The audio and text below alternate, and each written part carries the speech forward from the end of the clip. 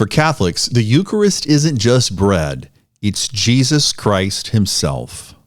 It all starts at the Last Supper, when Jesus took bread and said, "This is my body."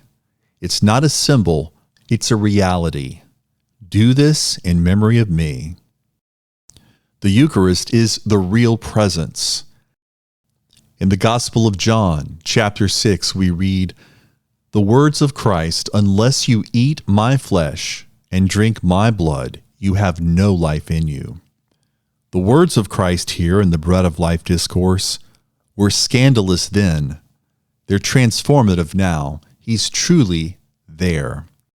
Now, as the bread and wine become the body and blood of Christ, the accidents, or the appearance, how they look, remain, but the substance, Christ. It truly is a miracle at every single Mass.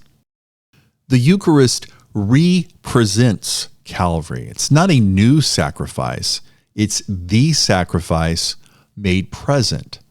As Dr. Peter Kraft says, the Eucharist is a time machine. Behold the Lamb of God.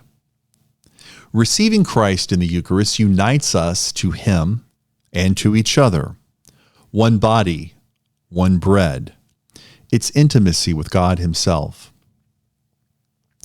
Outside of Mass, Jesus waits for us in the Eucharist, in the tabernacle. We can go spend quiet time with the King through adoration. Remember the words He gave us in Matthew, "Come to me, I will give you rest." The Eucharist is food for the soul, strength for the weary, and healing for the broken.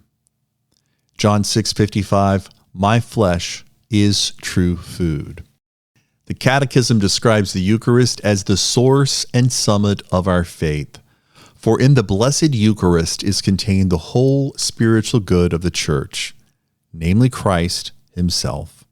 Whoever eats this bread will live forever.